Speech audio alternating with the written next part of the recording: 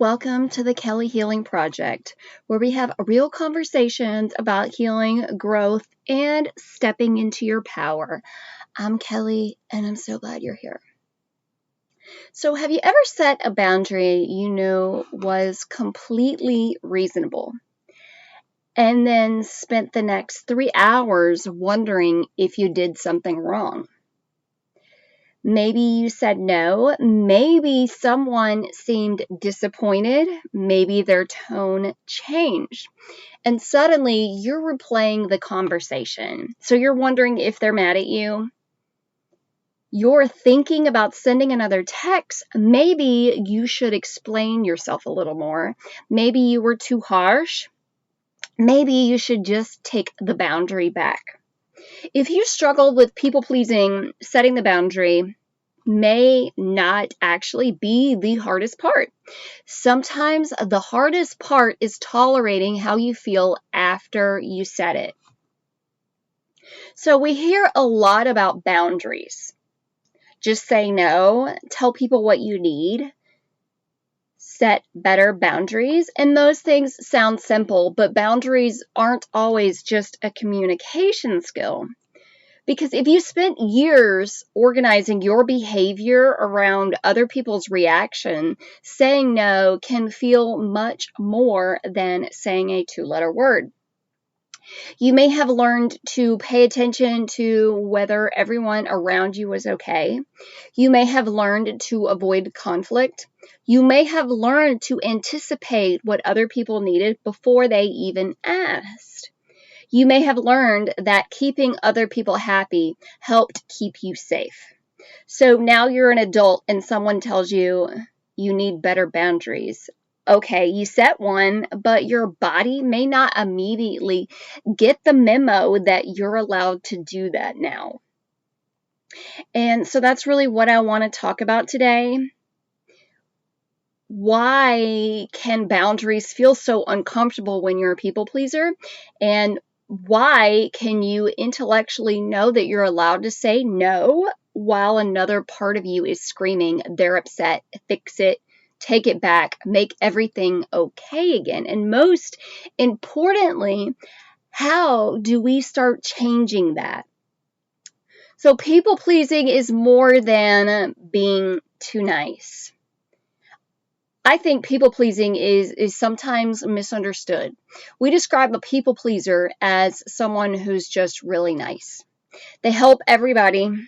They're agreeable. They're generous. They're easygoing. But people pleasing can go much deeper than kindness, because kindness is something you choose. People pleasing can feel like something you have to do. So maybe you're constantly monitoring the people around you. Is their mood different? Did their tone change? Are they upset? Did I say something wrong? Maybe you automatically change your behavior depending on what someone else is feeling. Maybe you anticipate what people need before they ask. Maybe you say yes when you want to say no. Maybe you avoid expressing a preference because you don't want to be difficult. Maybe someone else's disappointment feels almost unbearable. And that's an important distinction. Sometimes people pleasing isn't simply, I want you to be happy. Underneath it is, I need you to be happy so I can feel okay. And when that's the pattern you lived in for so long, boundaries can feel incredibly threatening. Why saying no can trigger guilt and anxiety? I mean, intellectually, I'm allowed to say no, but then when you actually say it, it's suddenly your body has a completely different opinion. Your stomach drops, your chest gets tight, you feel anxious, your mind starts racing. You want to explain, you want reassurance, you want to know that they're not mad at you. And that's where I think we need to be careful about how we interpret discomfort. Because discomfort doesn't automatically mean I made the wrong decision. Sometimes discomfort simply means I did something different. If you spent years saying yes when you wanted to say no, then saying no is unfamiliar. If you spent years making sure everyone else was comfortable, allowing someone to be disappointed is unfamiliar. If you spent years explaining every decision, giving a simple answer is unfamiliar. And unfamiliar can feel wrong before it starts feeling normal. So when guilt shows up after you set a boundary, you don't necessarily have to treat that guilt as evidence. You can notice it, you can feel it, and you can ask, did I actually do something wrong? So this is something I think a lot of people pleasers will recognize. It is the statement of stop asking if they're mad at me. So you set the boundary and immediately your attention goes to the other person. You're literally, you're putting your attention, you're putting your focus on them. So their text was shorter than usual. Their voice sounded different. They got quiet. Their facial expression changed. And now you're scanning. Are they mad at me? But I want you to try replacing that question with another one. Instead of, are they mad at me? Ask, did I actually do something wrong? Because those are two completely different questions. Someone can be upset with you and you still haven't done anything wrong. Someone can be disappointed in your decision and your decision can still be healthy. Someone can wish you said yes, and you're still allowed to say no. Their emotional reaction is information about their experience and not yours. It isn't automatically a verdict on your behavior, and that's a really important distinction. So also, over-explaining can be people-pleasing too. And then, so there's the explaining. Sometimes we don't just say, no, I'm not able to do that. We write a whole paragraph. We explain everything that's happening in our lives. We explain why we can't.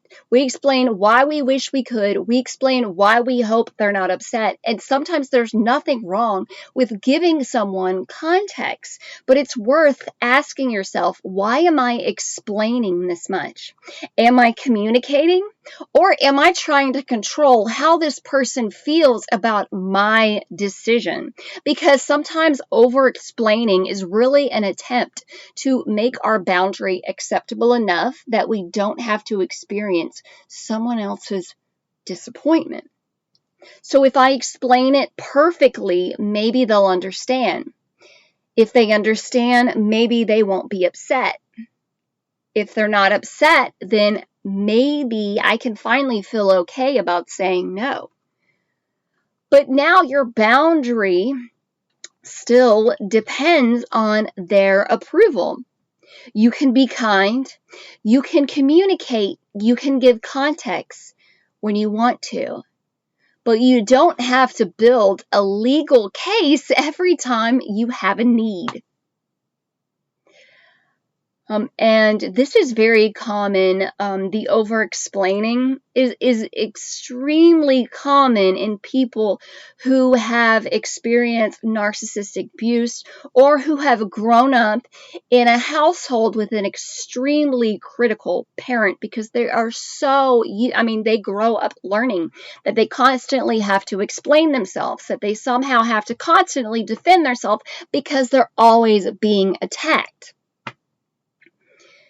And so it's extremely common, and a lot of these trauma responses, I'll be honest, you guys, a lot of these trauma responses, people take it on as their own. They somehow believe that it's a part of their personality when it's not. These are things that you learned to stay safe. You learned to keep yourself alive. You learned to try to give yourself a safe environment that obviously your caregivers or your abusers were not fucking capable of it, excuse the language.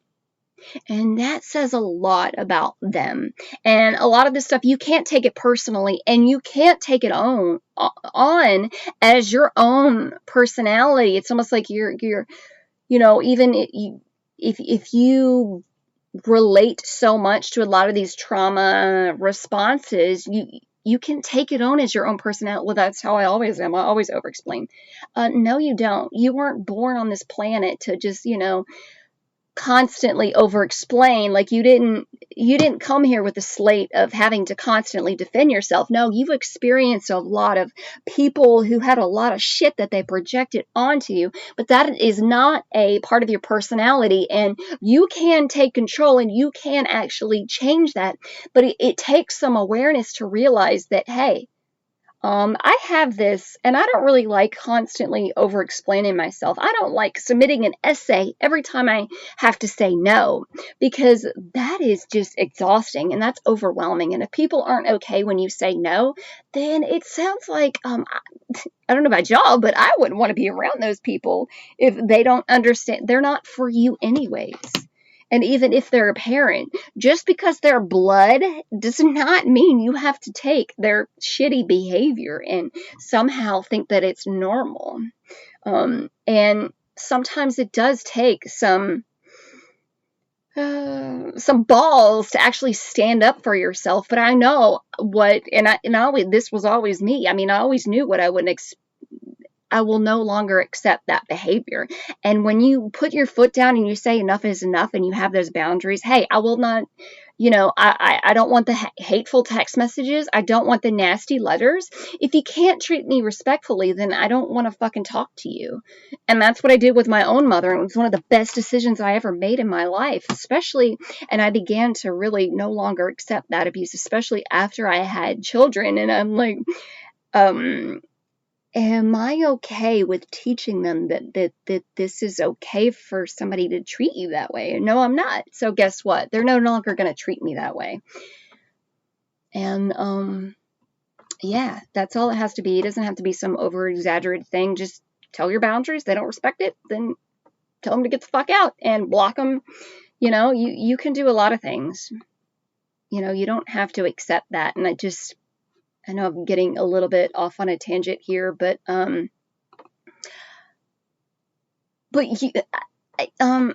Yeah, this is a different story, but I'm just going to go with it. But I'm just amazed at the amount of shit, excuse the language, that people put up with.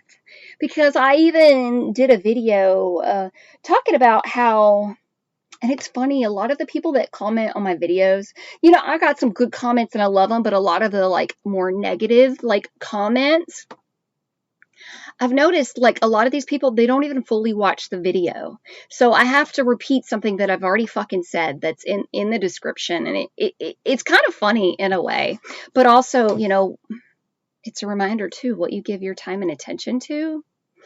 I don't need to defend myself if anyways, beside the point, but I had somebody comment on a video, and this video was talking about how,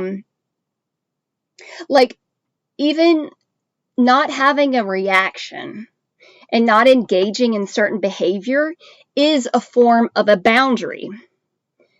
And I literally said that you don't have to have a reaction. You don't have to defend yourself when somebody comes at you in a attacking manner or a passive aggressive manner or some sort of unhealthy behavior. They're coming at you with a lot of unhealthy energy, and you don't have to feel the need to defend yourself or even to say anything. You could just not say anything, because a lot of these people, a lot of these narcissistic individuals, they have no power unless you give it power, and your power is in your reaction. And so, I mean, I had several different comments, but one of them was, oh, I can't do that because I get yelled at for 20 minutes. I'm like, okay, well, why the fuck are you even around somebody like that? That's another form of a boundary. But I'm like, I can't believe that I have to say that. I can't believe the amount of shit that a lot of these people put up with. And here it goes. Here's my passion coming out. But that y'all think that that's okay. That's not okay to let somebody treat you like that. I don't know about y'all, but I would rather be alone and have my peace than put up with somebody that emotionally immature. Y'all put up with somebody yelling at you for 20 minutes straight? Like, that's amazing. And then I had another guy who was like, oh, well, that's stonewalling. And I was like, you didn't even fucking listen to my video. I was like, stonewalling is a manipulative tactic to not, like, it's almost like, and my mom kind of did this, it was almost like a way of withholding things. She would be like, I never want to talk to you again. So she would give me the silent treatment. And I didn't even do anything wrong. That's not what my video was about. My video was about not engaging in that behavior. If somebody comes at you in an attacking way, in a passive aggressive way, they're literally attacking you. You don't owe them a response. You don't owe them any sort of reaction, because that feeds them. It's an energy vampire. They feed off your energy. They feed off of that.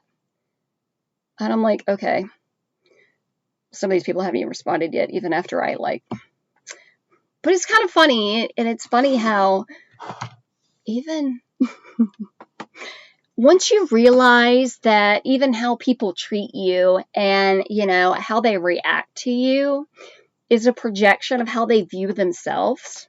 Because I had another guy, just made some random comment. He commented about my appearance, and I'm like, okay, I just deleted it and moved on. But it's like a lot of people too, they don't like the fact that you're actually going after your goals. And I know that I probably trigger the shit out of a lot of insecure people, and I really don't give a fuck, because there are so many people walking around. And once you see this, and once you sit with yourself and you're in your own energy and you're actually able to look at people with a detached manner, you see that a lot of people are walking around and they have a lot of things they have not healed on. And they act like they got it together, but they don't. And I am I'm very intuitive. I pick up on energy. I can read people. That was just kind of how I grew up. I've learned to be extremely intuitive growing up, because also people who are very intuitive, a lot of people who've experienced abuse and who actually don't project that shit onto other people and actually go internally and heal it, we don't, even at an early age, we don't feel safe in our body because our outside and internal environment is not safe. So we learn to go up in the higher chakras, so we become extremely intuitive. I feel like I've always been intuitive, but even that, you learn to read, you learn to notice things that people don't even say. And so once you realize that a lot of people, even somebody coming at you with a lot of this stuff, commented on my appearance that had absolutely nothing to do with my video, it just shows me if you're super judgmental of me, it's because you're judgmental. You're judging yourself, and instead of going internally, because you're so terrified of what a lot of narcissists, and this is one of the biggest, I know this is turning into something, but I'll get back to my regular outline for this podcast. But a lot of people, it's one of the biggest misconceptions is that narcissists love their self. And that can't be more far from the truth. They have so much self-hatred and loathing that but they want you to see themselves in a different manner. It's like almost they're trying to convince you. And also, that's another thing. Be careful around people who are very, they'll tell you before, hey, I'm so cool, I'm so laid back. All the people that have to tell you with their words of something, they have to convince you, because it's not true. Energy never lies. That's another thing. Energy never lies. You could try to use your words to convince people otherwise. Energy never lies. And literally, it never lies. But narcissists, they have such a deep self-hatred for themselves. And a lot of this stuff, if they actually go internally and do healing, if they would realize that a lot of the things that how they view themselves, the hatred that they have for themselves, is something that was projected onto them, either growing up, through a bully, through some sort of institution, that they've somehow taken it on as their own instead of actually going internally. But they're so afraid. This is why they project, because they're so afraid of going internally, because they're terrified of what they're going to see. However, if they take the time to look internally, they'll realize that is not even theirs that they're carrying. And they're still prolonging that cycle. They're still projecting onto other people, and it becomes a cycle. And then, okay. Another thing, the kingdom of heaven is within. Literally, the more healing I go, the more peace and the love that I feel and that I just radiate outward, and you become extremely magnetic. Because a lot of people, they haven't figured this out because they don't do the work. They're trying to almost distract themselves, and they do this through a lot of addictions and a lot of stuff, distract themselves from the pain that they feel. They're so terrified of working through it. Is it hard? Hell yeah, it is. Is it worth it? Heck yeah, it is. The amount of peace, love, I feel amazing. Like, and if they realize that they actually have a choice, and that instead of looking outward and projecting that stuff onto other people, because even his comment, and it just tells me everything that I need to know about him. And it's funny how a lot of these comments, they come from men.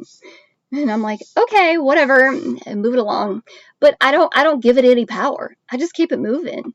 But also, people, you become a threat when you actually step into your power and you actually go after your goals. Because guess what? It illuminates the shit out of the fact that a lot of people are too damn terrified of what other people will think. So they don't go after their goals. So they're going to try to and he could have been trying to make me feel small. They're going to try to make you feel small so you'll get back to their level. Don't make us look bad. Don't make us look bad. I don't have to make you look bad.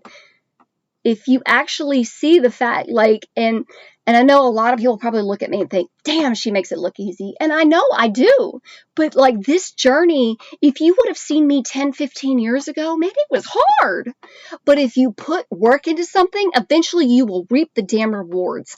And maybe this is a message for somebody else out there. Maybe you need to stop scrolling and you need to actually start looking internally and actually fucking doing the work, because you'll be amazed at how far you could come in 2 years, in 5 years, in 10 years, in 15 years. You can heal yourself from complex PTSD, which I did. And a lot of people, even I've talked to doctors or counselors, and they're like, well, that's really, it's really hard to heal from.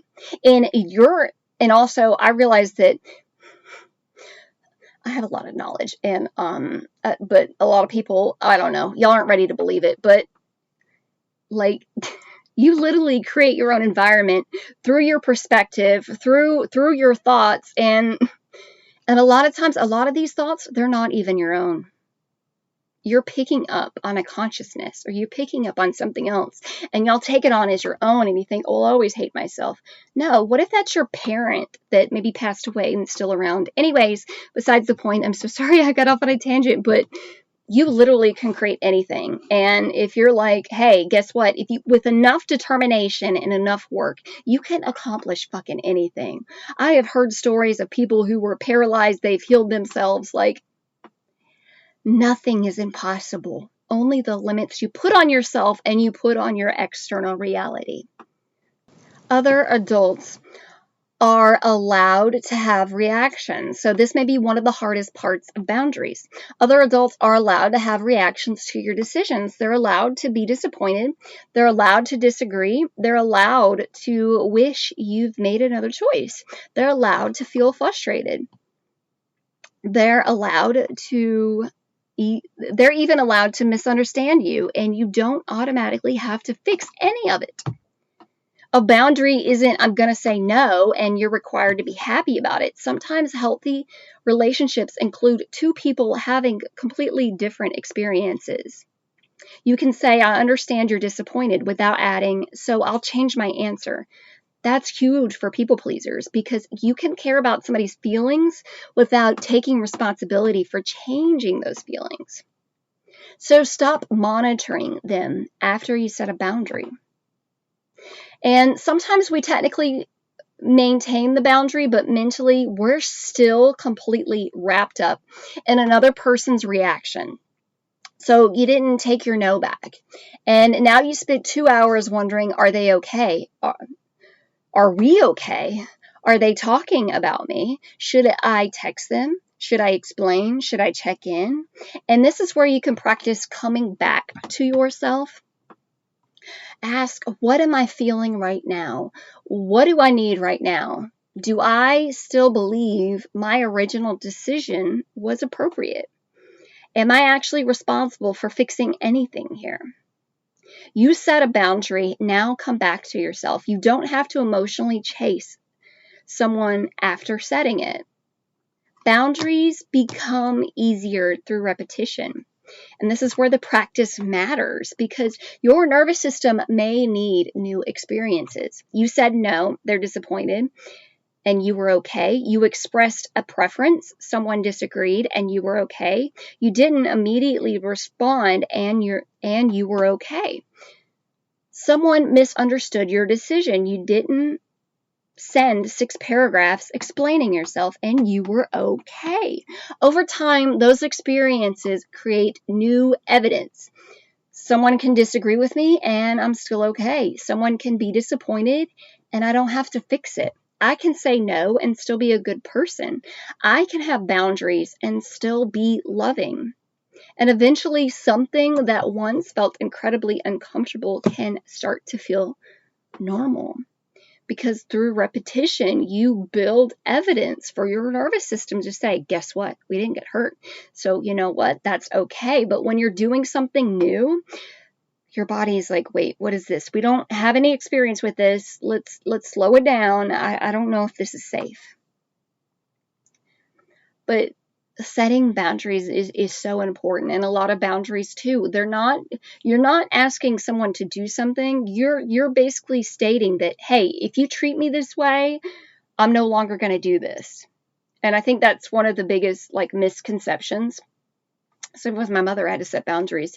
If you're going to send me hateful text messages and mean letters, I'm going to immediately delete them. I'm going to block you. I'm going to shred those letters. And I'm not going to talk to you anymore because I don't deserve to be treated this way.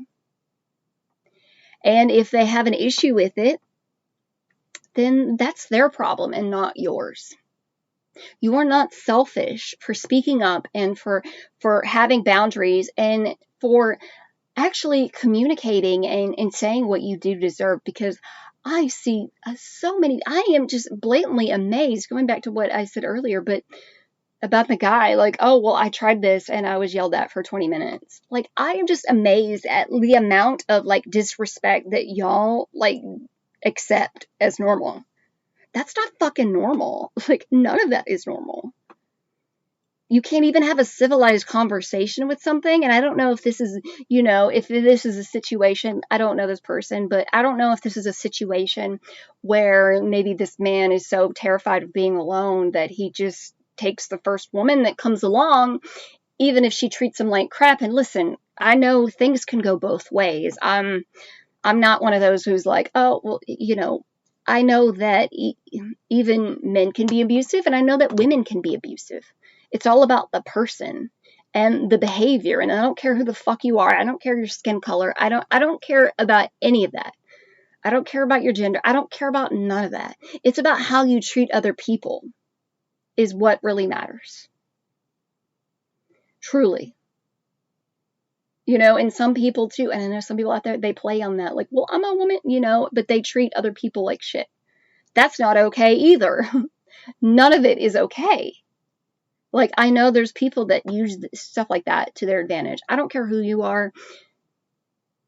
How you treat other people is a reflection of you and yourself and how you treat yourself. And a lot of these narcissists, they're going to be exposed, and eventually behavior tells, things get exposed. There's only so much that you can hide behind your own insecurities and your own self-loathing that you project onto other people until you'll be fucking alone. And you did that to yourself. But respect yourself enough to set some damn boundaries and not have people yell at you for 20 minutes. And I can't even believe that I have to respond to that comment and say, well, that's another boundary. Not letting somebody treat you like that.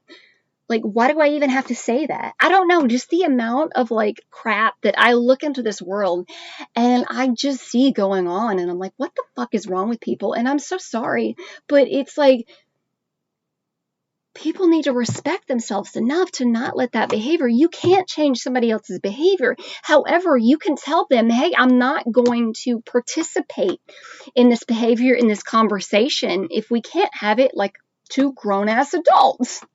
You can't talk to me like a person without yelling. That's ridiculous. I don't know. Sometimes I look at this world and I'm flabbergasted And then I'm flabbergasted that even something as people being authentic and having authenticity is so incredibly rare.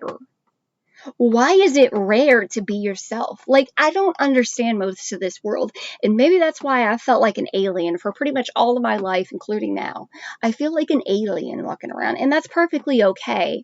I mean, like, I really don't need anybody, but like, I don't know.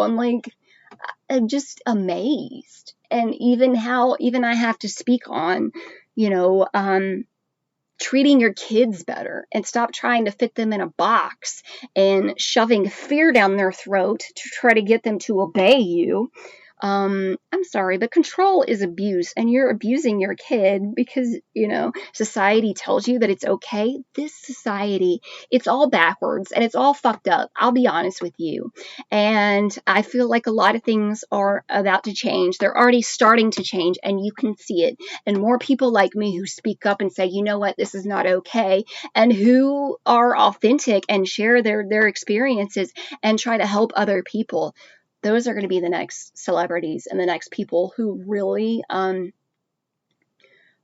for the people and who are trying to help others. And also, side note, one second, but also we need to stop letting these people get away with it. It's like we side with the abusers. Oh, I know you had a rough childhood. That's not a fucking excuse. You need to man up, woman up, whatever, and treat your child better. Like, and I can't believe I even have to fucking say that. Excuse me. Like I said, I get passionate about this, but shit like that, it's not okay. And we need to stop labeling it as, oh, well, this is normal to need intense healing from your childhood because your parents shoved fear, criticism, and all this crap down your throat. Kids just need to be unconditionally loved. And of course, their basic needs, like, I don't know, whatever. I can't even believe I have to say this. And I can't even believe that, I even have to say that, somebody yelling at you for 20 minutes is not normal just because you have a boundary or just because you didn't say a lot. Whatever. So if you're learning how to set boundaries and they still feel uncomfortable, don't automatically assume you're doing them wrong. The goal isn't necessarily to become someone who never experiences guilt. The goal is to stop treating guilt as an automatic instruction to abandon yourself. And this is another thing, that boundaries are not like for other people, but they're for you to stop abandoning yourself and stop, people pleasing constantly, for you to take your power back in essence and stop abandoning yourself for other people. But you can feel uncomfortable and maintain your boundary. You can care about somebody's feelings without making those feelings your responsibility. You can let people disagree with you without immediately questioning yourself. And every time you do that, you're teaching yourself something new. I can trust myself.